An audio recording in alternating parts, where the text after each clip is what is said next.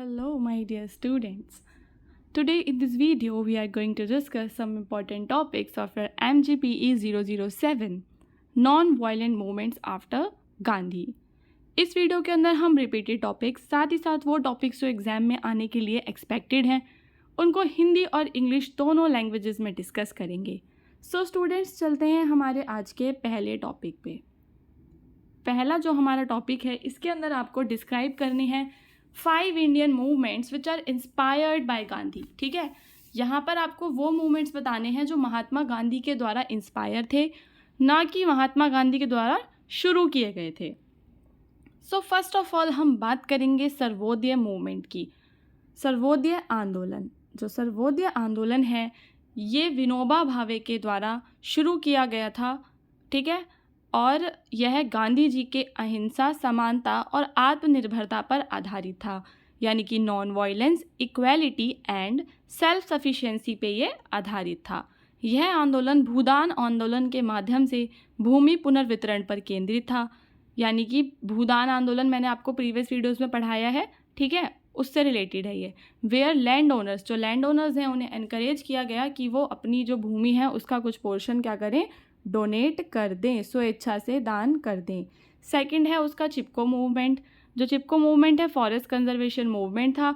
1970s Uttarakhand में यह शुरू हुआ था. ये भी गांधी जी के प्रिंसिपल से ही इंस्पायर्ड था. नॉन वायलेंट रेजिस्टेंस करना, specially women hug trees to prevent them from being cut down. जो वुमेन्स हैं वो ट्रीज़ को हग करती थी ताकि उन्हें कटने से बचा सकें.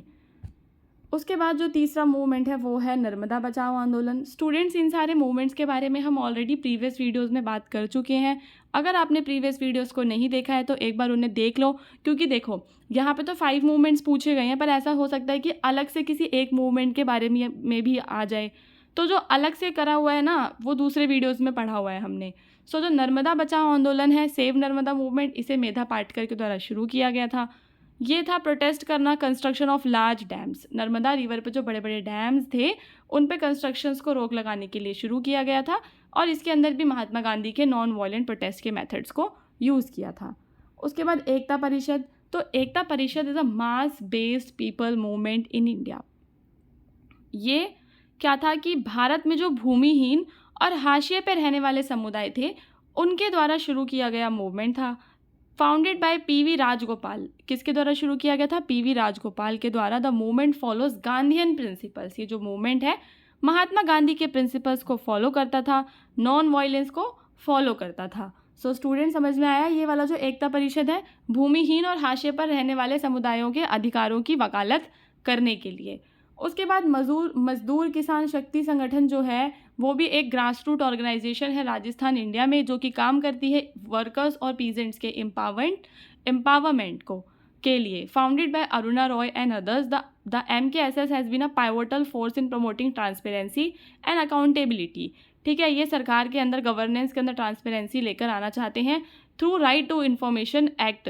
राइट टू इन्फॉर्मेशन जो एक्ट है उसके द्वारा एक मूवमेंट शुरू की, भाई हमारा अधिकार है, हमें भी इन्फॉर्मेशन दी जाए.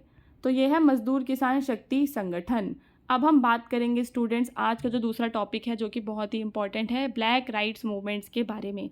सो the black rights movement, also known as the civil rights movement, was a pivotal struggle in the United states.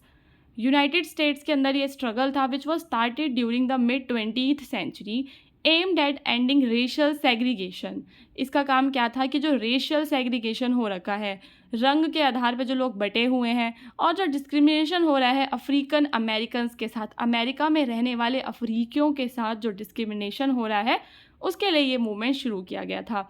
This movement sought to achieve equal rights under the law. और ये जो मूवमेंट था इसका काम था कि वो इक्वल राइट्स को अचीव करे, एड्रेस करे systematic racism and permeated various aspects of American society. अब हम बात करेंगे, देखो ब्लैक राइट्स मूवमेंट्स के बारे में जो आपको इंट्रो लिखना है उसमें आप हिंदी में क्या लिखोगे कि जो ब्लैक राइट मूवमेंट्स है इसे सिविल राइट्स मूवमेंट भी कहा जाता है. ठीक है, और ये यूनाइटेड स्टेट्स में शुरू हुआ था मिड 20th सेंचुरी में, जिसके अंदर जो रेशियल सेग्रीगेशन है, रंग भेद के ऊपर जो अफ्रीका में भेदभाव हो रहा था उसके खिलाफ ये था. इतना आप इंट्रो में लिख देना. उसके बाद आप की फेजेस लिखिएगा.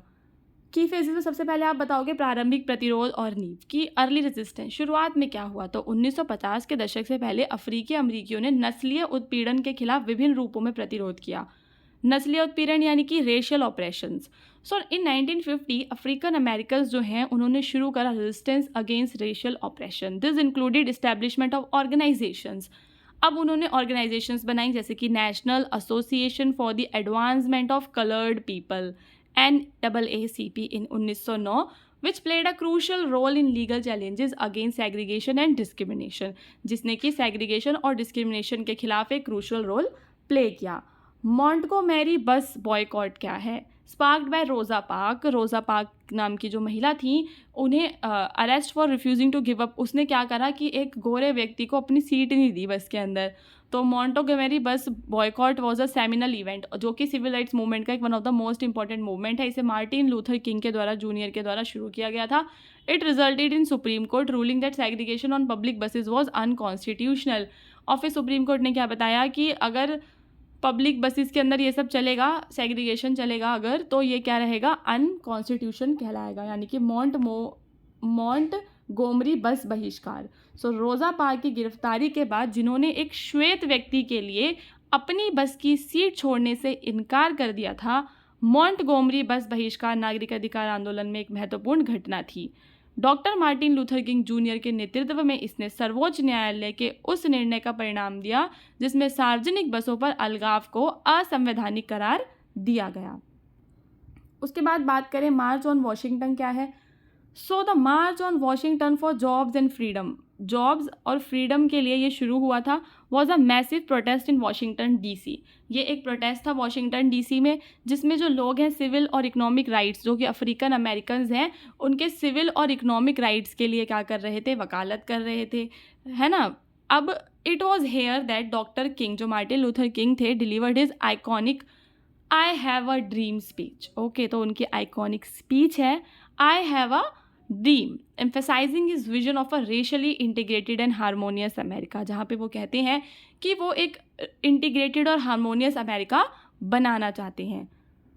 उसके बाद सिविल राइट एक्ट्स की बात करें, वोटिंग राइट एक्ट की बात करें, तो these landmark legislations were crucial victories for the civil right movement. The civil rights act of 1964 outlawed discrimination based on race, colour, religion, sex और नेशनल ओरिजिन। जो civil rights act है 1964 का, उसने जो डिस्क्रिमिनेशन था रेस, कलर, इन सब के ऊपर, उस पर क्या लगा दिया, बैन लगा दिया। वोटिंग राइट्स जो है प्रोहिबिट किए हुए थे 1965 में prohibited racial discrimination in voting, और वोटिंग के अंदर जो भेदभाव चलता था रेशियल डिस्क्रिमिनेशन, उसको भी ख़त्म कर दिया। Ensuring African Americans could exercise their right to vote. और क्या क्या इंश्योर किया गया कि जो अफ्रीका के व्यक्ति जो अमेरिका में रहते हैं वो भी अपने राइट टू वोट का इस्तेमाल कर सकते हैं। तो नागरिक अधिकार अधिनियम के बारे में पढ़ लेते हैं कि जो ये एक ऐतिहासिक कानून था नागरिक अधिकार आंदोलन के लिए, और जीत भी हुई इसमें। 1964 का नागरिक अधिकार अधिनियम नस्ल, रंग, धर्म, लिंग या राष्ट्रीय मूल के आधार पर भेदभाव को गैर कानूनी घोषित करता है,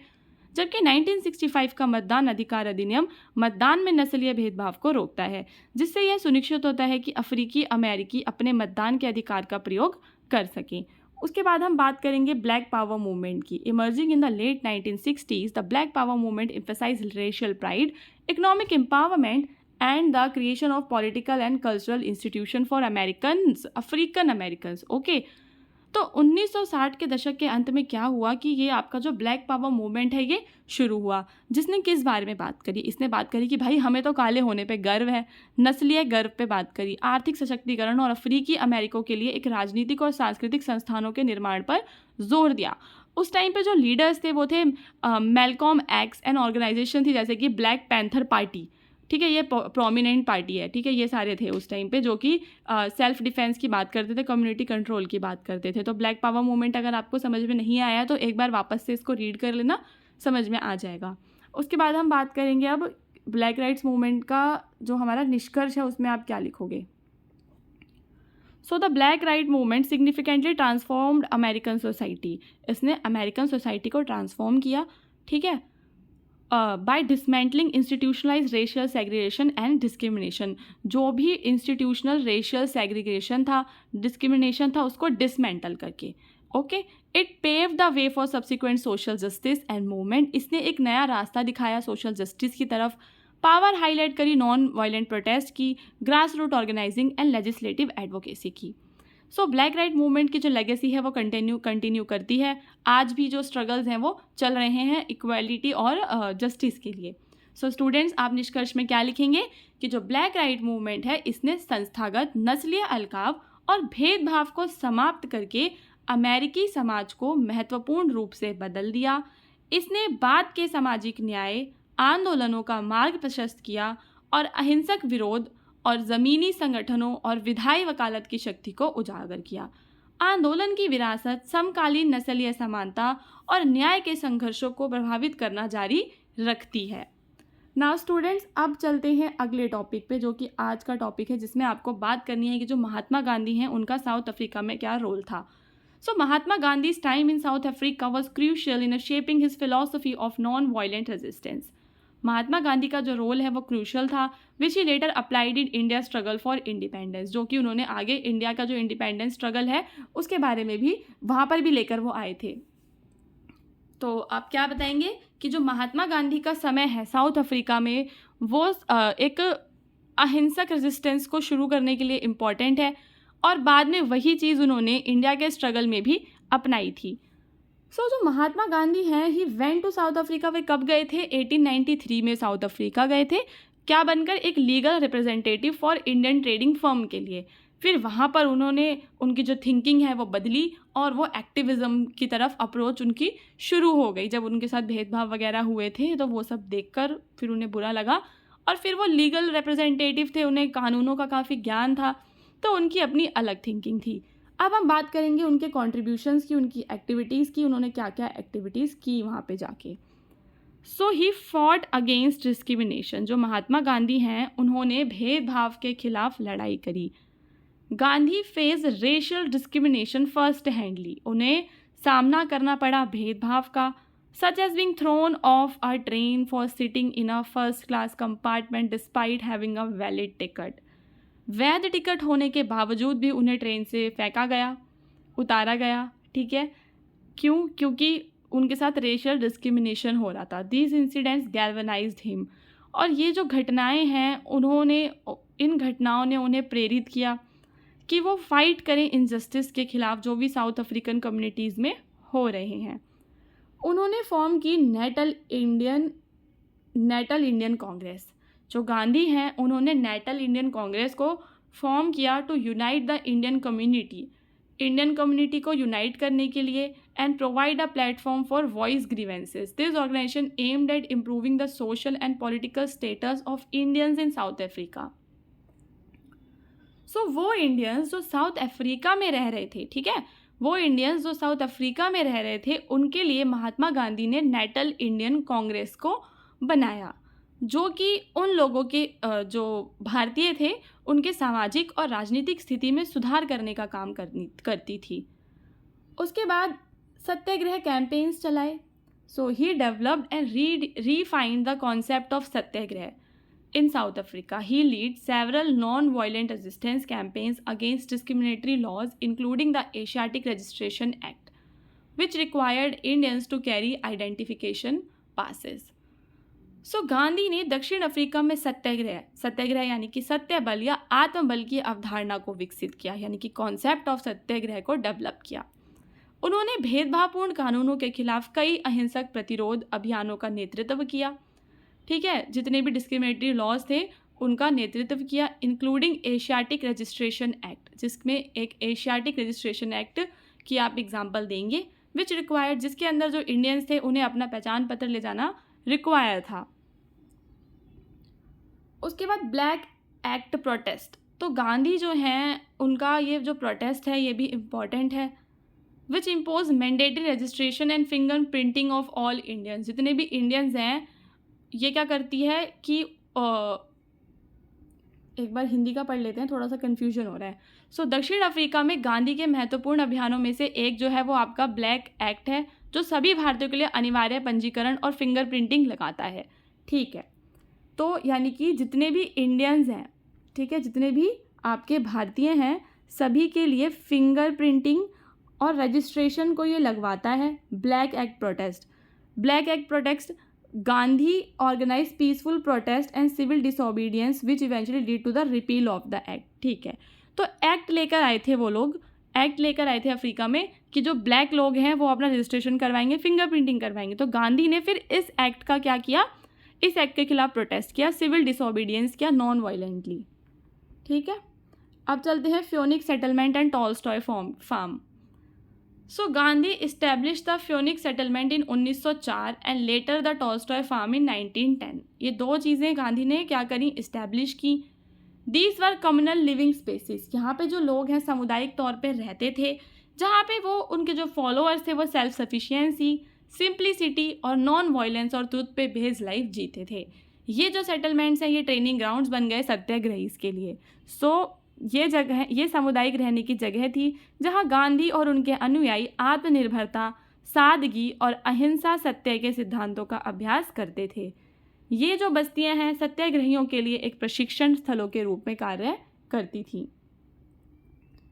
अब एक बार निष्कर्ष देख लेते हैं कि Gandhi's experiences and experiments in South Africa led the foundation for his later work in India.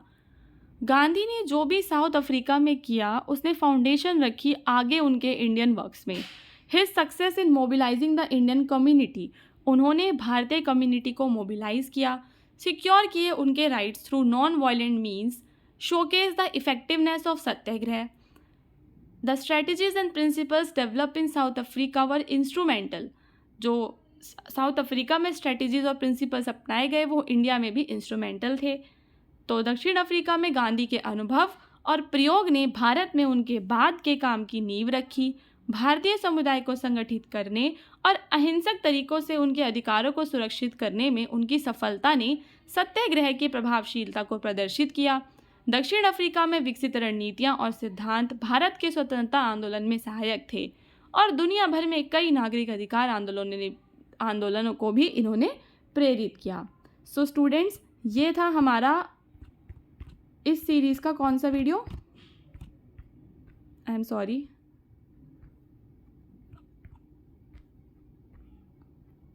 MGPE का था। यस, MGPE 007 के कुछ प्रीवियसली वीडियोस भी हैं चैनल के ऊपर। ठीक है, ये पार्ट 3 वीडियो है। पार्ट 1 एंड 2 आप देख लेना। पार्ट 1 एंड 2 जो है वो हिंदी इंग्लिश में है, एक हिंदी में है और एक इंग्लिश में है, और पार्ट 3 जो है ये दोनों हिंदी इंग्लिश दोनों में है। ठीक है।